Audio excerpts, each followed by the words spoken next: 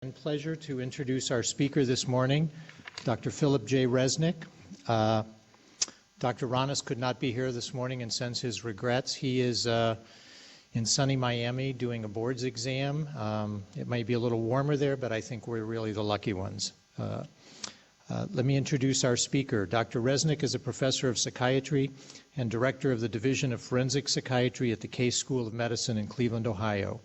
He has served as a consultant in many high-profile cases, including those of Jeffrey Dahmer, Susan Smith, Timothy McVeigh, Andrea Yates, Scott Peterson, Casey Anthony, Theodore Kaczynski, the Unabomber, and Brian Mitchell, the kidnapper of Elizabeth Smart.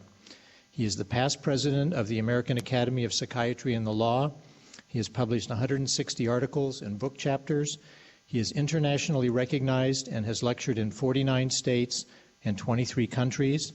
We are very lucky and glad that he is in our state this morning and speaking to us about infanticide. Dr. Resnick.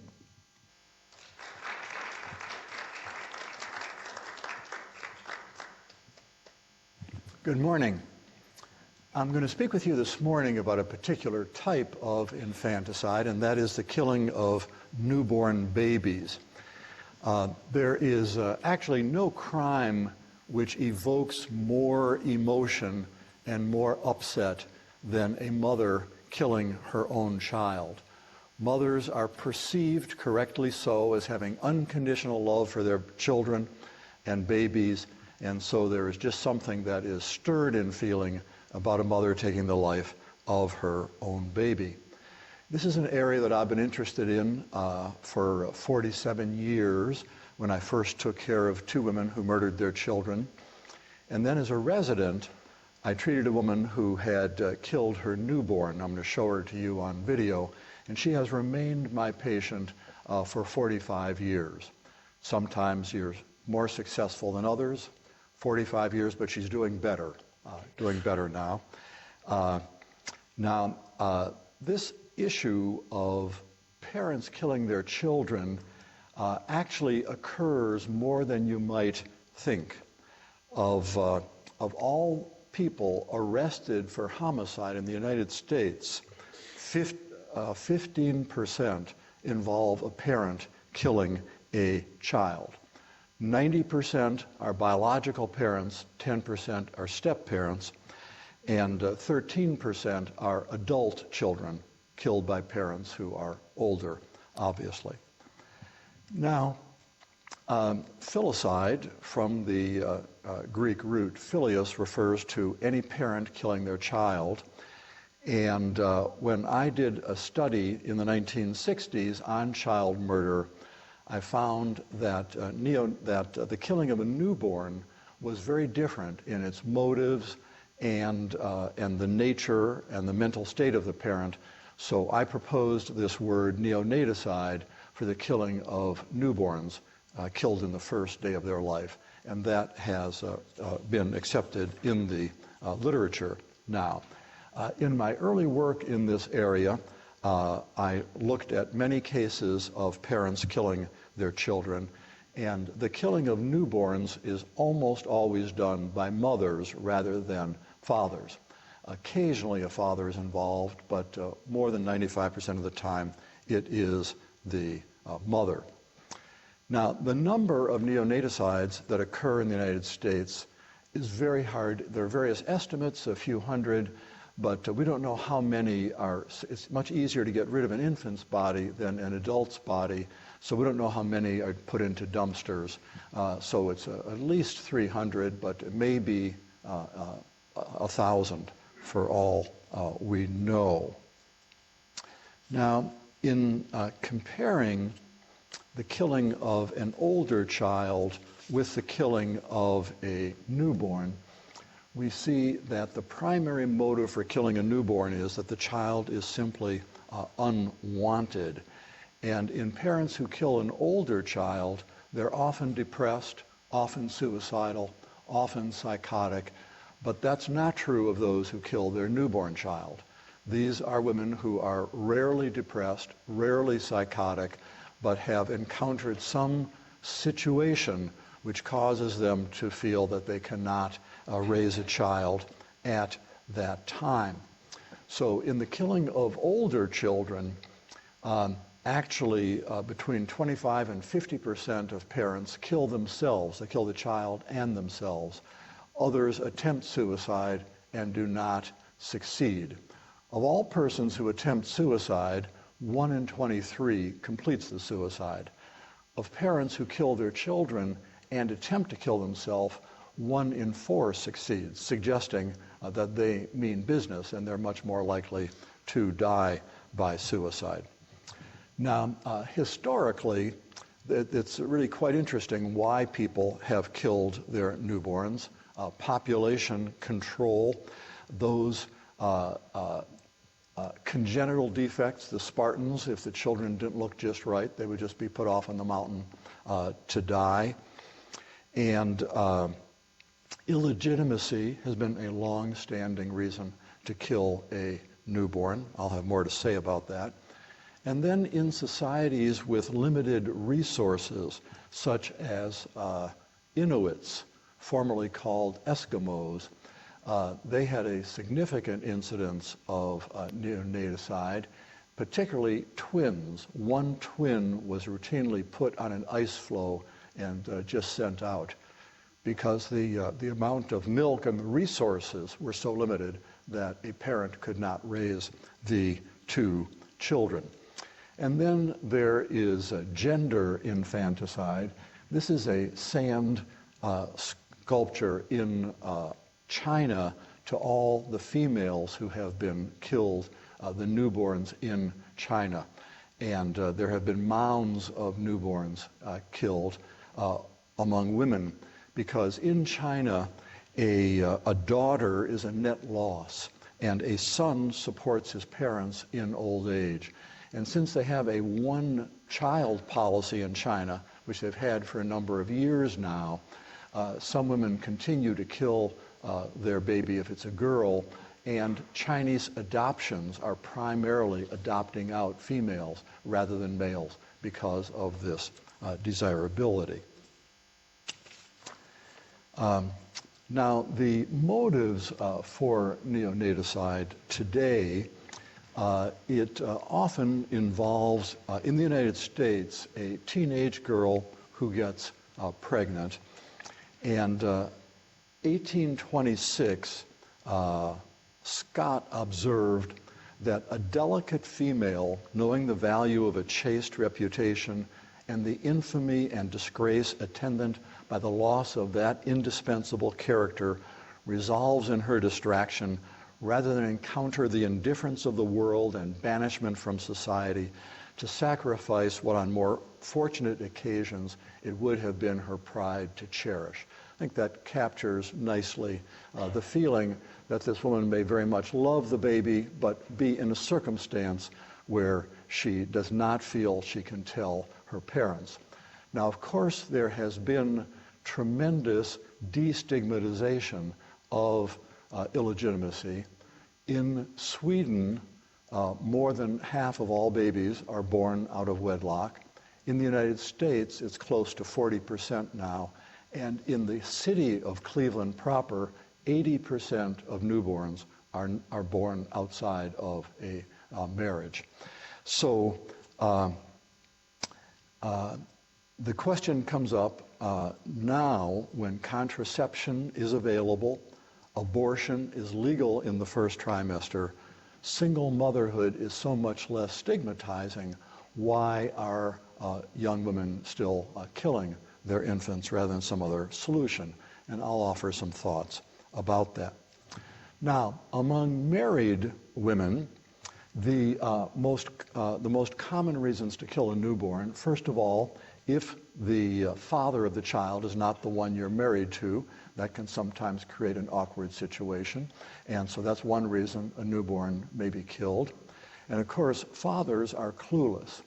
I've seen many, many cases where a woman is pregnant, the husband and wife are having sexual relations up till a week or two before, and the husband does not know his wife is pregnant. It sounds hard to believe, but this is not an uncommon story. The other reasons that a married woman may kill a newborn is that she may feel that in her particular marital situation she might be abandoned by her partner if she got pregnant or arouse some other negative response. So now, if we look at the birth rate in the United States, the teen birth rate, we see the United States is very high compared to other countries.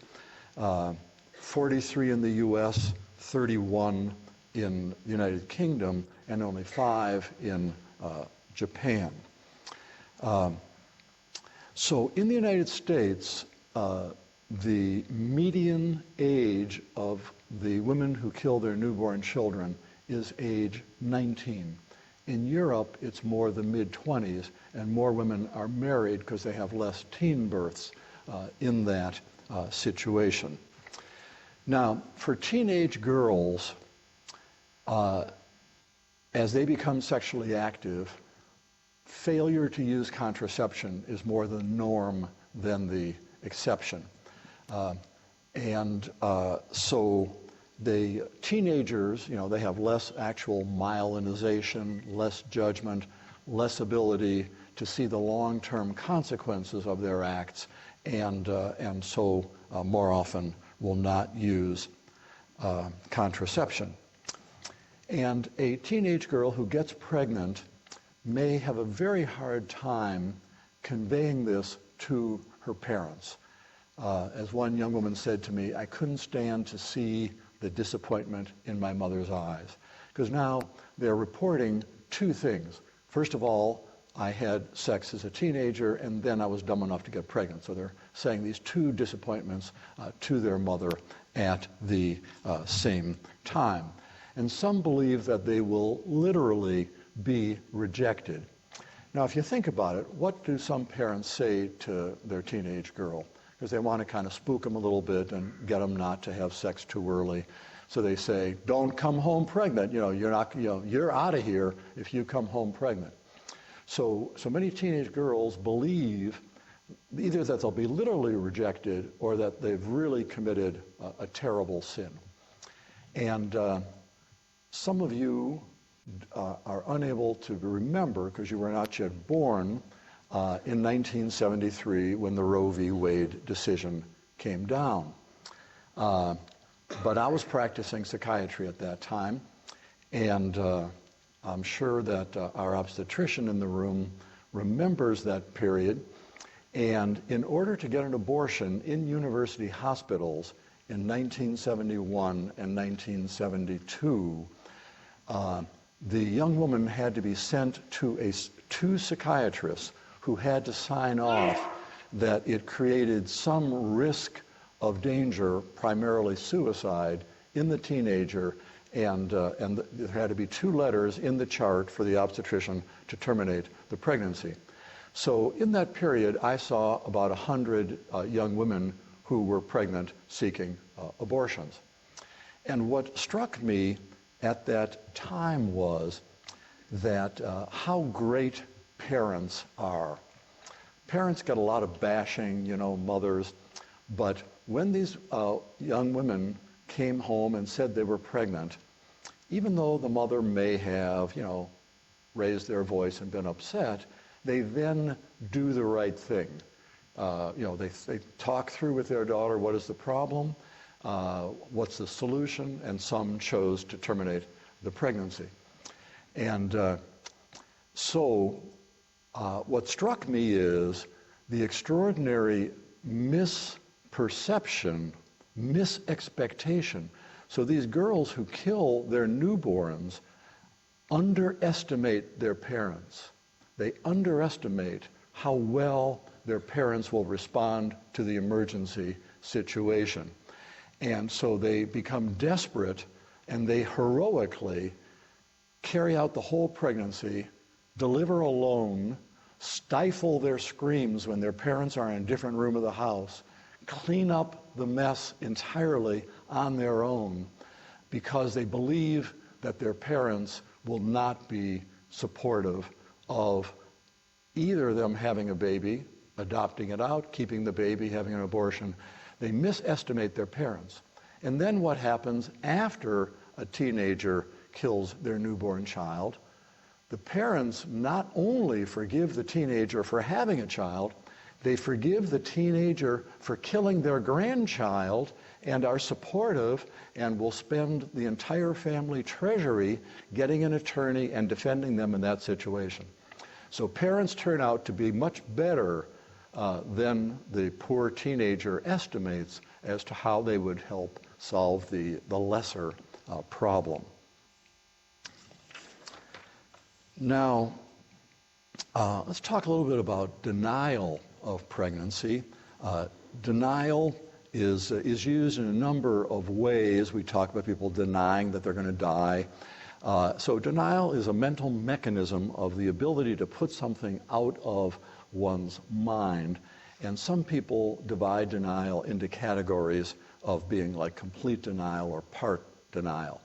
The way law enforcement looks at this is, if a woman ever knows she's pregnant, the fact that she kind of pushes it out of her mind doesn't cut any ice, because that person knew they were pregnant, they proved they had a pregnancy test, or they confided to one person they were pregnant.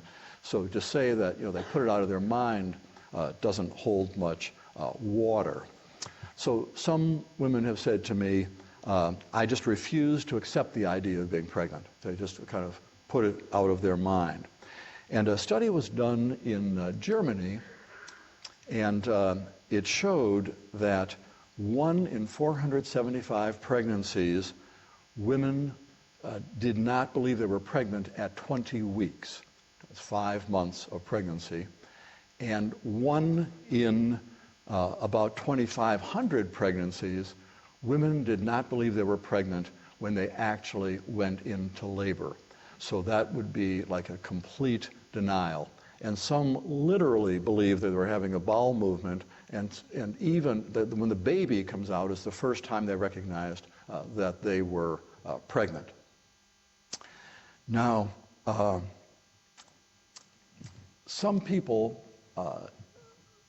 interestingly, in one study of those who denied their pregnancy till the end, 48% had continued to menstruate.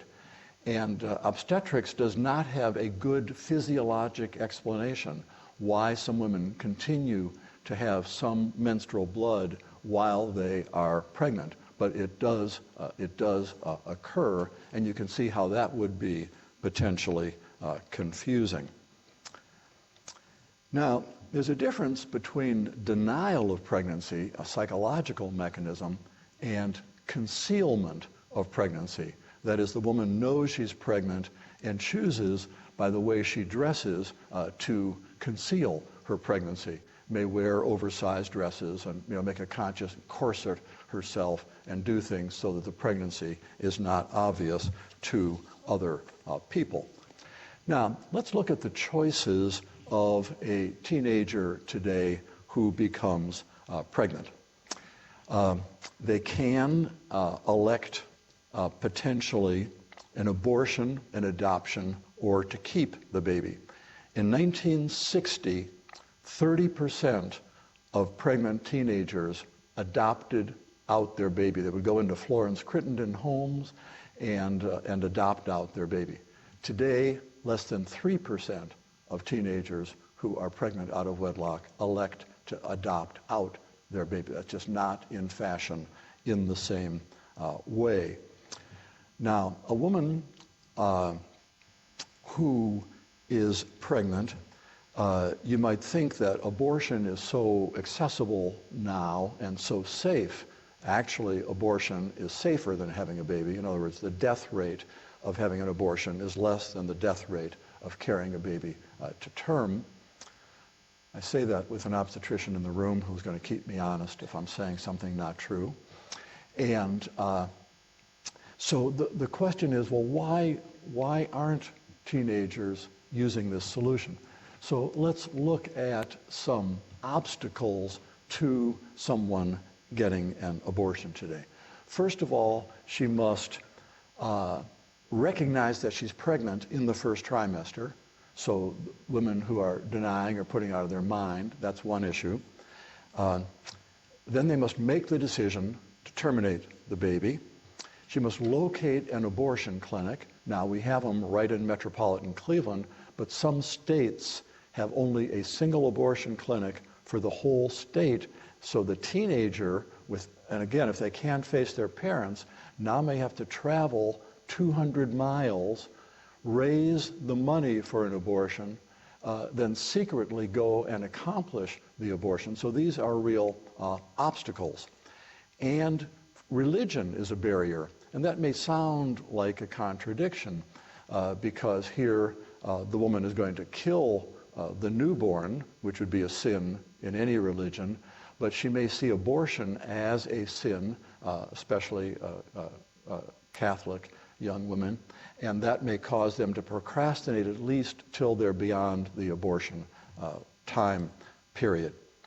And then laws, including in Ohio, have parental notification laws. So if you're 16 and go to seek an abortion, you'll be told, we need your parents' consent. And there is a phenomenon called Jane Doe, where you can go to juvenile court and be evaluated by a mental health professional, and then a juvenile judge may allow permission to have an abortion without the knowledge of the parents. But that takes some doing, and again, takes some resources and organization. And then finally, there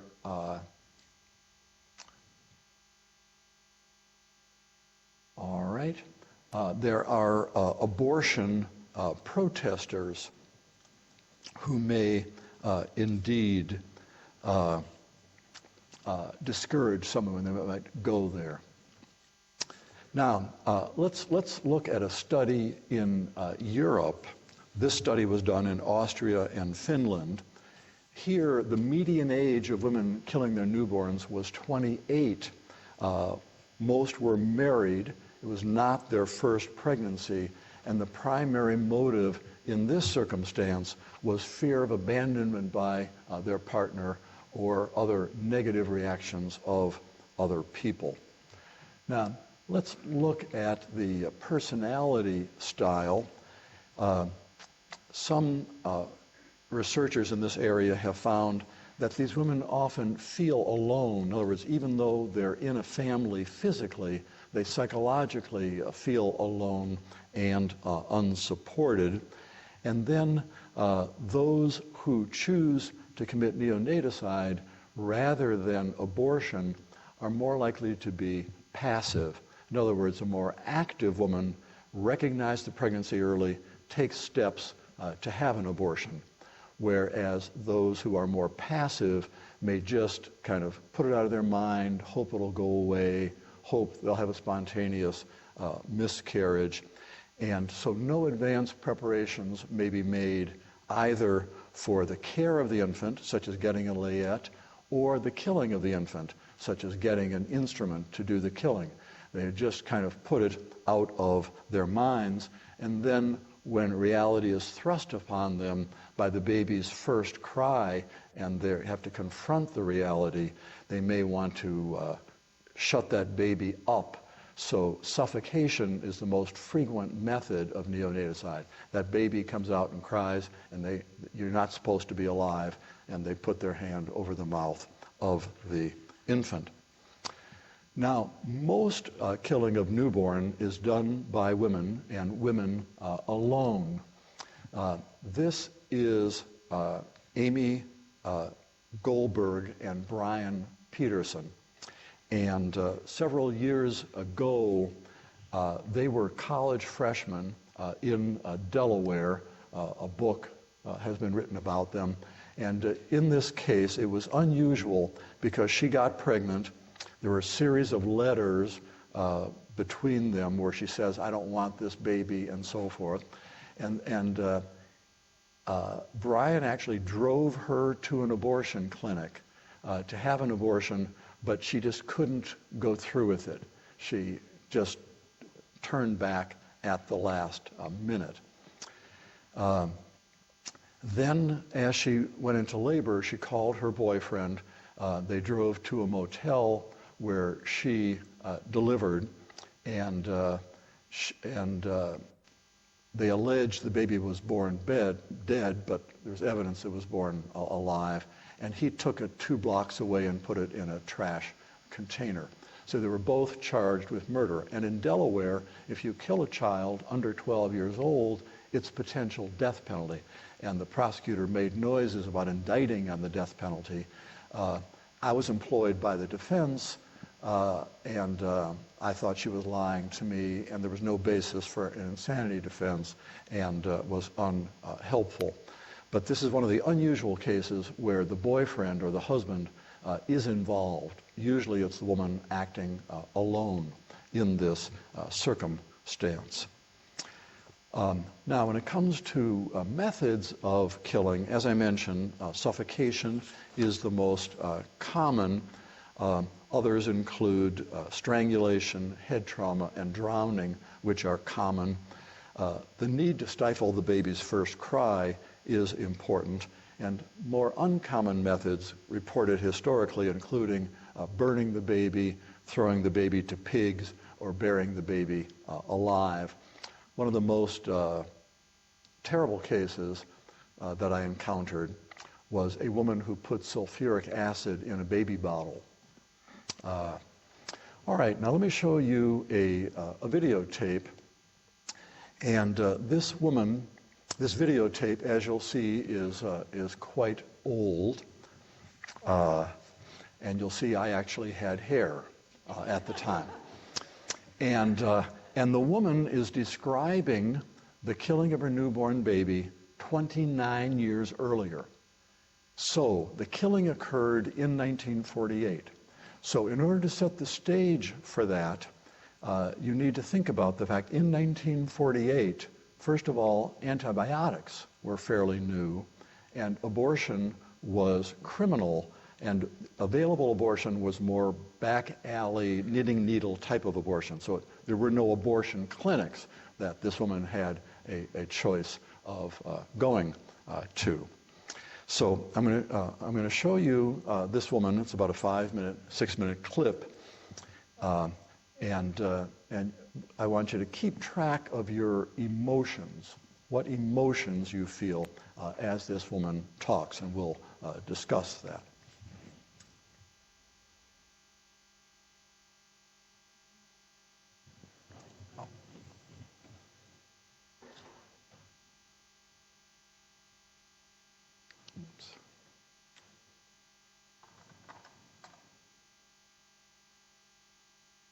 You're now 47 years old, and 29 years ago there was an incident in your life which had substantial impact on you, and that's what I want to discuss with you today.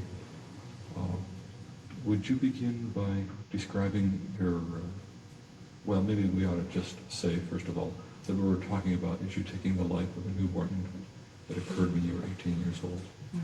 And then would you give some background on what was going on in your life that set the stage for that? Okay, well, I was 17 years old when I conceived. I had just gotten out of high school, and with a lot of plans for the future. Okay, and when I realized that I was pregnant, How did you think your mother would react?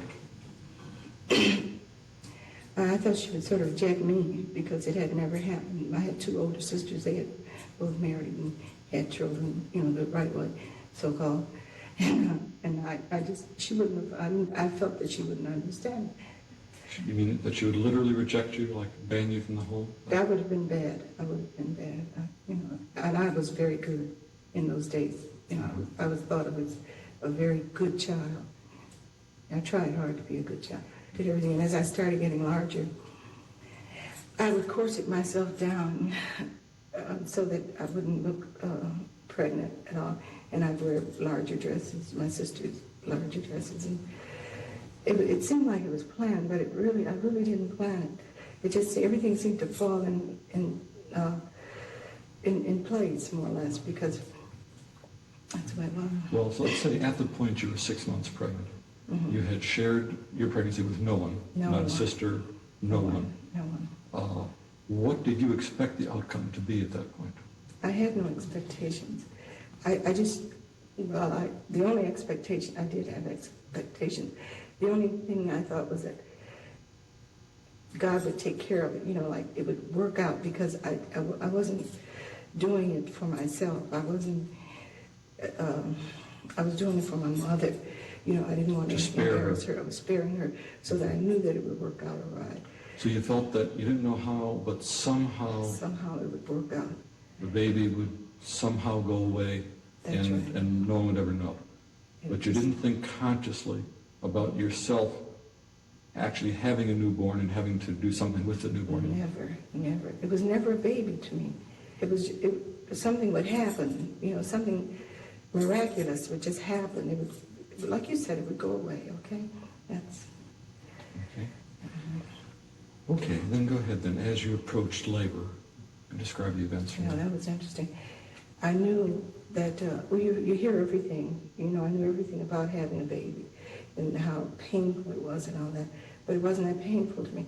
I guess I was prepared for that. I knew that when it would come out, you know, that if I felt a lot of pain, I was probably in labor. Mm-hmm. And it was on a Friday night when the labor started. And I was doing some curtains for my mother, and I knew, and I felt, but it wasn't as bad as I anticipated. It wasn't as bad as women describe it, because it was just this step. And all that night I was in pain, I couldn't sleep. And like a miracle, the next morning, my mother had to go to the market. It's Saturday morning. And while she was gone, I was there alone in the house. It was perfect timing. You know, I felt that something was really on my side, because had it happened during the night, she would have heard something. But this was, there was no one that set me up. It was in the bathroom. Oh, she's really nice. Pressure came, you know, this huge pressure came out in the toilet.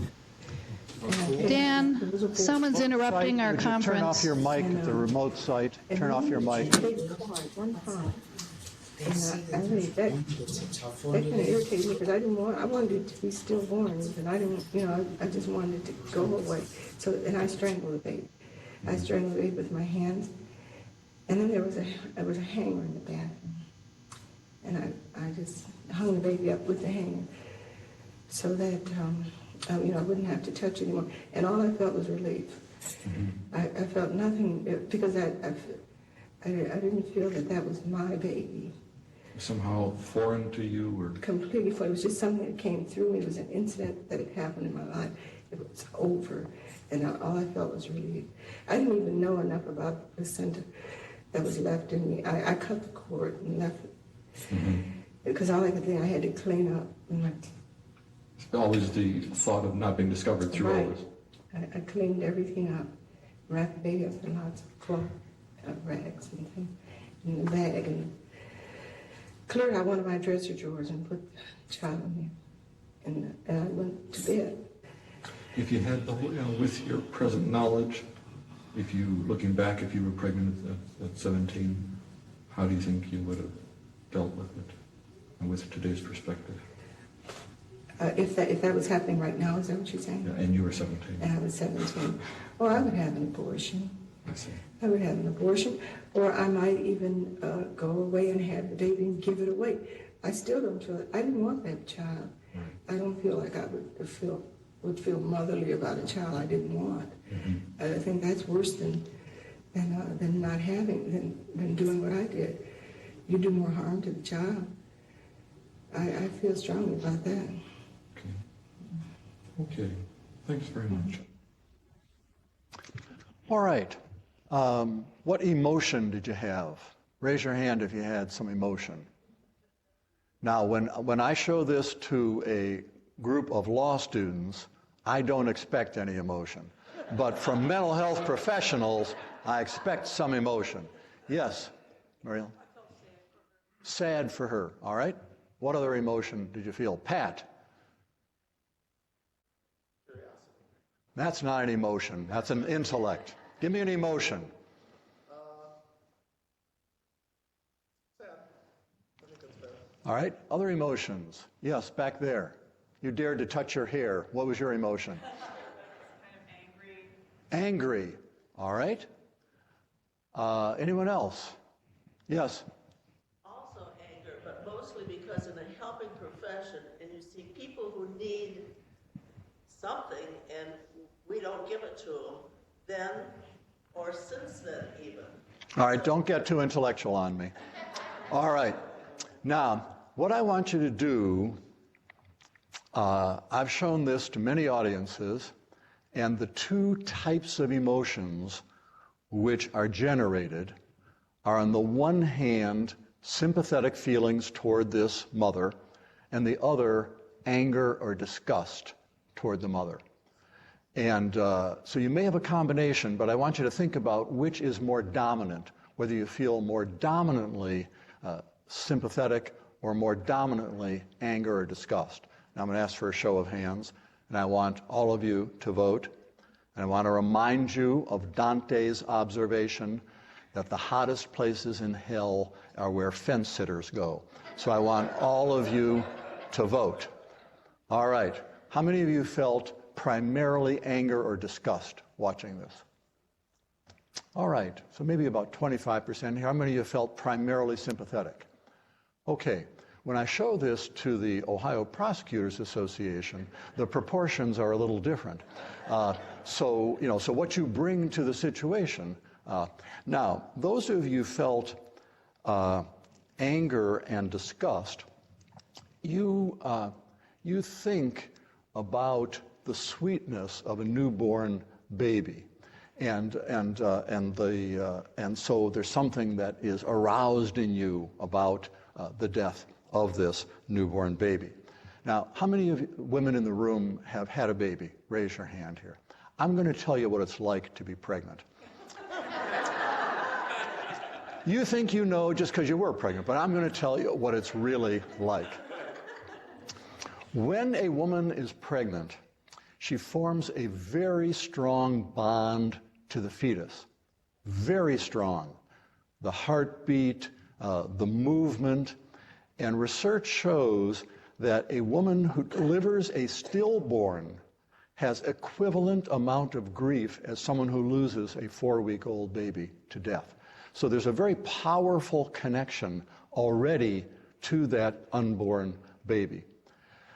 And so when you have that in mind and you think about the sweetness of a newborn, you can see how anger, but this woman never viewed it as a baby. She never formed that connection. For her, it was like a foreign body going through her. And I think that helps to explain some why she can be more matter-of-fact about it. And the horror of it doesn't get to her the same way because she didn't have that same connection to the baby. Now, I treated this woman, as I told you, for 45 years, still under my care. She's 82 now. And I've been discussing this issue with her over many years, different perspectives.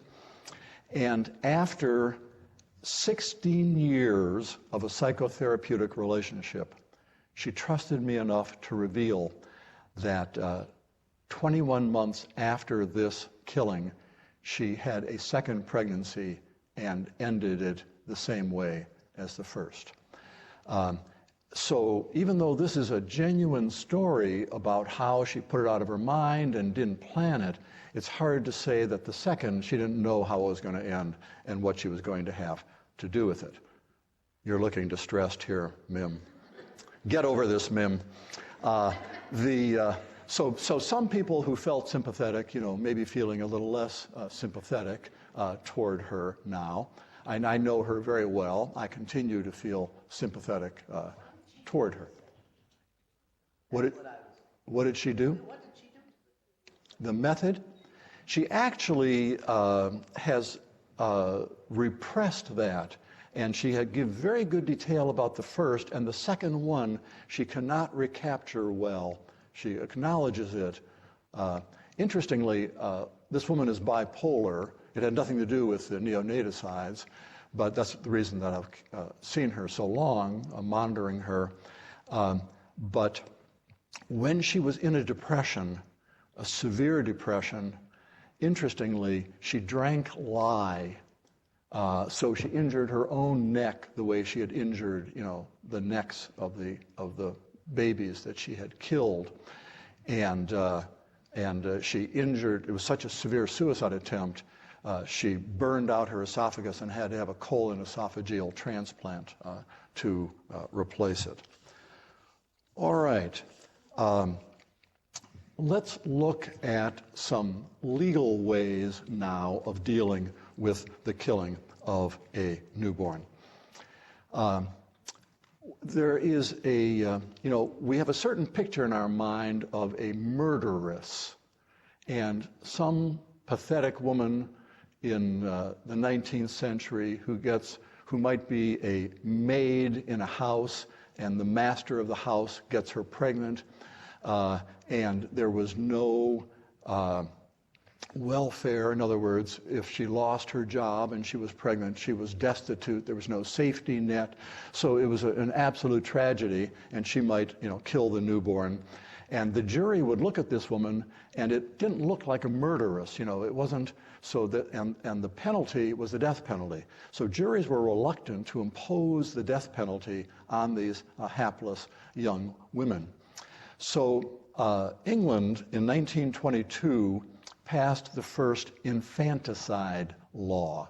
And what this does is drop the charge from murder to the equivalent of voluntary manslaughter, which is a probationable offense. And the definition they gave was that if the balance of her mind was disturbed by reason of not having fully recovered from giving birth to the child, the charge would be dropped to infanticide instead of murder. Now, in 1938, this got expanded, and to any time a woman killed a child up to 12 months, she could be charged with infanticide because of not having fully recovered from the effect of giving birth. And in the 1930s, there was a belief in something called lactational insanity. That is, the nursing mother, the hormonal effects. So the idea of going up, now that has been discredited, but the law hasn't changed because they're looking for a reason not to punish these women as harshly as other murderers if they kill a child up to 1 year of age. So theoretically, to be charged with infanticide, they should have some alteration of the mind from not recovering from the birth. So a postpartum psychosis or depression would fit this. Now, interestingly, no American states have adopted this model. 22 countries have, including Canada. So in Canada, if you're just over the border, you're charged with infanticide. In the United States, you're charged with murder if a mother kills a child up to 1 year of age. Now, interestingly, feminists have criticized this law as pathologizing childbirth and and there is an inequality. So let me just give you an example. Let's say you have a psychotically depressed father who kills his 6-month-old in an altruistic belief and then kills him or attempts to kill himself unsuccessfully. And he's equally depressed as the mother with postpartum depression. She can get infanticide. He's charged with murder. And even though their nature of their mental illness is the same, because this law applies only to women. So no American states have adopted this model. So let's look at sentencing. The killing of a child more than 1 day old, the median sentence is 17 years in prison. The killing of a newborn, 9 years. So lesser sentence. In terms of who is given probation, significantly higher percent of those who kill a newborn. And the factors which increase the likelihood of getting probation in the killing of the newborn is a young woman, like a student, with no criminal history, no prior births, and like living with their parents. That would be the candidate most likely to be put on probation. But in England, under the Infanticide Act, More than 90% of all women who kill a newborn are put on probation and do no jail time. So that there's a very different, in terms of the likelihood of how long you spend in prison, there is a substantial difference. Let's look at prognosis now. There's only one study which followed up on women who killed their newborn baby and saw how they did over the next several years. And most got married, had more children, and were good mothers. So what are the implications of that? It suggests that rather than these women having bad character, which is going to replicate itself in how they live their lives, they were in a bad situation and they took a dire action to deal with their bad situation. So it suggests it was a situational factor rather than a character defect which caused these teenagers to kill their newborns, and they would go on and be successful mothers. There are, on the other hand, that's based on women who were detected and dealt with the criminal justice system. Women who are undetected, there are a number of case reports of someone who killed 3 or 4 infants in a row, undetected. They got away with it. They may bury them in their basement, and then, when they get caught, they dig them up and have these multiple situations. All right, now finally I want to talk about prevention of suicide. I'm sorry, talked about suicide yesterday to a different audience. We want to talk about the prevention of neonaticide. And one thing that you think might be obvious would be safe, accessible abortion. And here is a study showing you Roe v. Wade, and it shows that there is less neonaticide after Roe v. Wade. On the other hand, there are other studies that show there wasn't that clear a distinction, that the rate was already down, and a large study of 39 European nations compared their abortion accessibility and the rate of neonaticide and did not find a clear relationship. So it's not clear, it's a little gray as to whether that is going to make a difference or not. Now, teenagers not getting pregnant would be good, and that would be prevention. So sex education would be good, and access to birth control. Now, once a woman gets pregnant, they virtually never get prenatal care if they're going to, they're either in denial or they're planning to kill the newborn, so they don't get to the obstetrician. On the other hand, we do have a number of examples where teenagers were pregnant and they saw either an obstetrician or their primary care doctor. They did not reveal they were pregnant. Sometimes the mother stayed in the room with them, and that's why they didn't reveal it. So as a doctor, seeing the person alone is a good idea for part of the time. And the doctor who just wasn't alerted to pregnancy, kind of didn't look for it. And so there are some interesting cases like that. But the two broad approaches to prevention, once someone gets pregnant, are called safe haven laws and anonymous hospital delivery. And I want to tell you about these. Countries that have safe haven laws are listed here. And this is where a woman who is pregnant, that once she delivers the baby, she can take the baby, and in various European countries, they were called baby hatches. And you could just put the baby, they're in a hospital, and you just put the baby there, you ring a little bell, you walk away, and then the nurses, or sometimes the nuns, whoever, would take the baby, and the baby would be adopted out, and so it was anonymous. And the idea is that this is superior to a woman feeling she needs to kill the infant. The baby can be adopted, and she never has to face her parents or her husband or whoever she can't face with her pregnancy. These were common actually in medieval Europe in churches as a way to deal with unwanted pregnancy. And a woman who changes her mind in the first month can go back and claim the baby. So she can put the baby there, but if she rethinks it, she can get the baby back in the first month before it's adopted out. So this may be a safe way, a non-lethal way, and of course there's plenty of adoptive parents waiting for babies. Let me show you a little clip. This is just a little 1-minute clip. To a journey no mother wants to take. In a Berlin suburb, there's a path for desperate mothers unable to cope with their newborn babies. This is the baby box. Inside, warmth and comfort. And in this specialist unit, a new life with adoption. 10 years ago, this mother took that route. She was young and in anguish. The father was absent, so she gave her son away, but changed her mind 5 days later.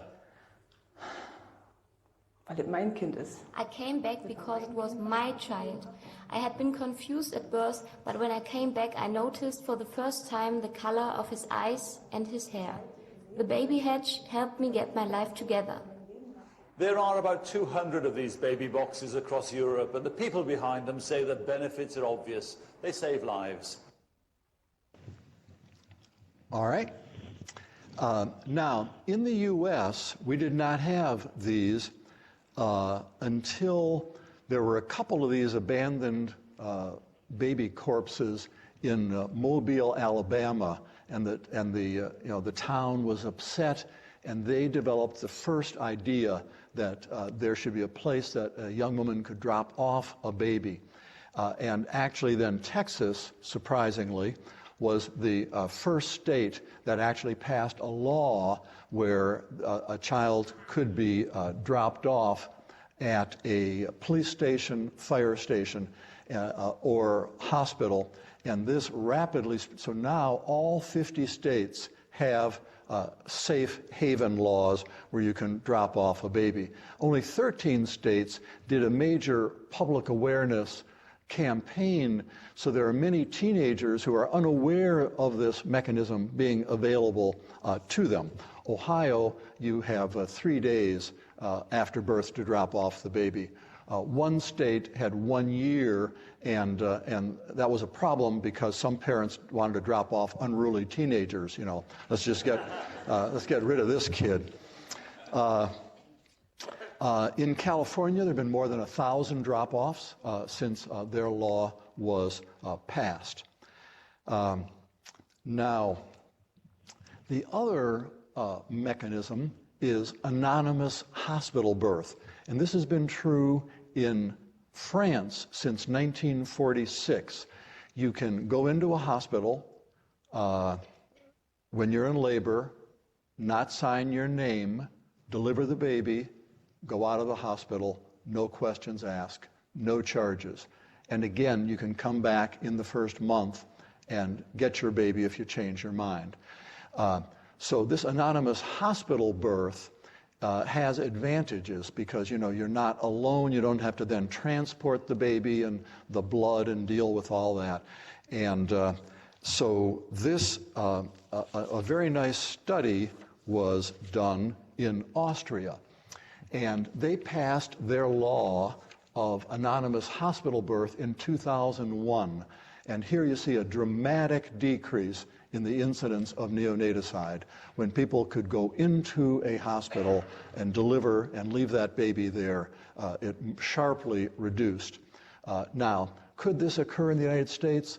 Well, the United States is all screwed up. They don't have a single payer, so who would pay for this? So it's not impossible to do, but it would take some real, social engineering to do it. All right, let me take some questions now. I've got some final remarks, but I wanted to save a few minutes for questions.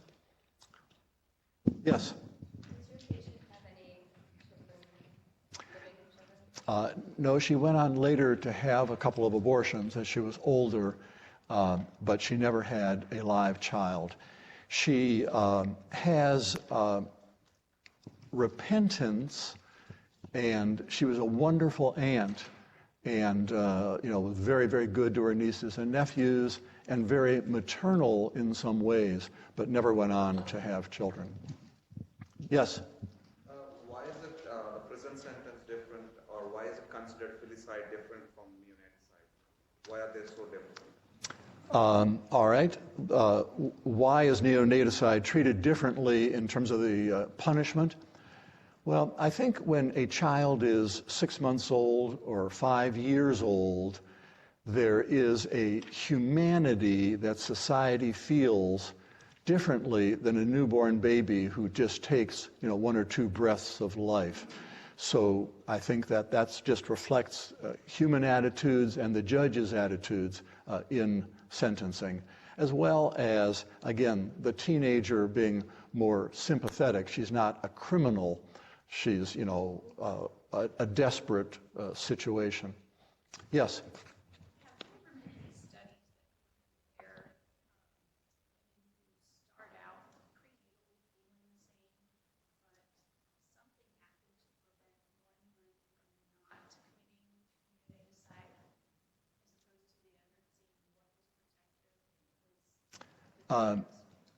No, you see, neonaticide is infrequent enough. You would have to sign up thousands of women, and then have them admit they were going to kill their baby. So you would have a little ethics IRB problem with that study. Phil? But there is one study which shows that there were psychoanalytically oriented interviews of women who adopted out their baby, and many of them had fantasies of murdering their baby, hateful fantasies of murdering their baby.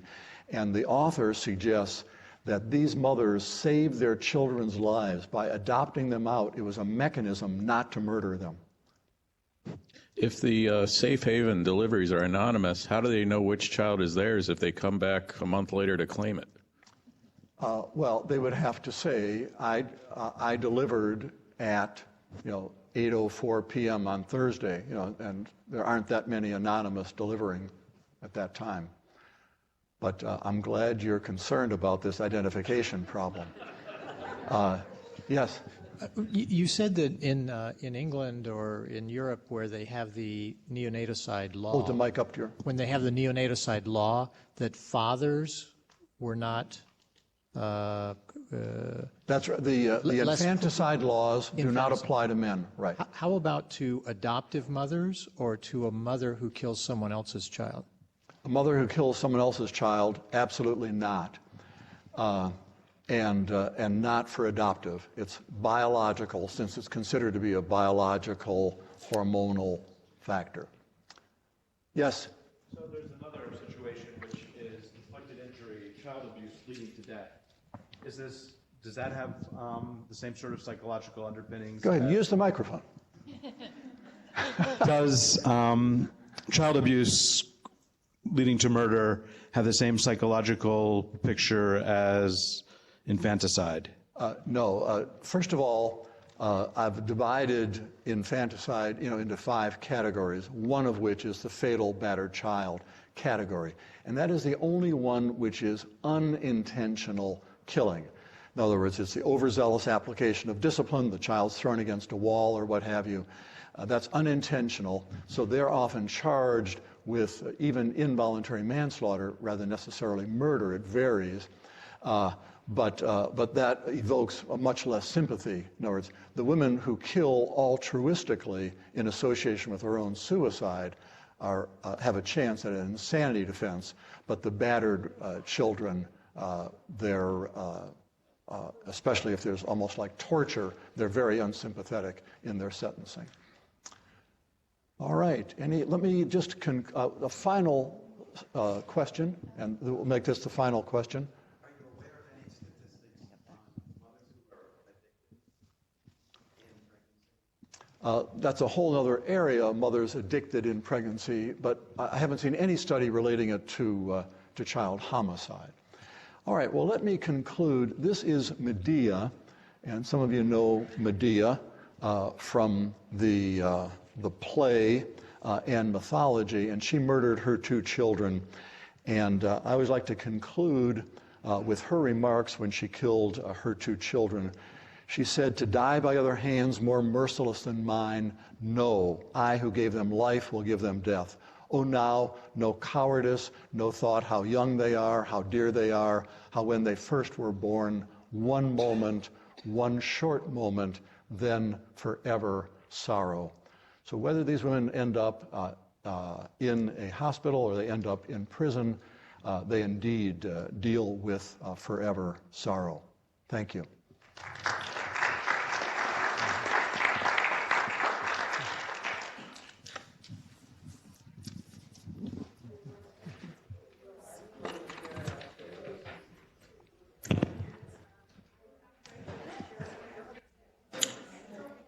Bill, could your lady have fantasized that second pregnancy and infant? No, it was pretty clear. Reverse story. I don't know if there's anything to comment. My partner is out of state. Had a very close time with the doctor. He was dying.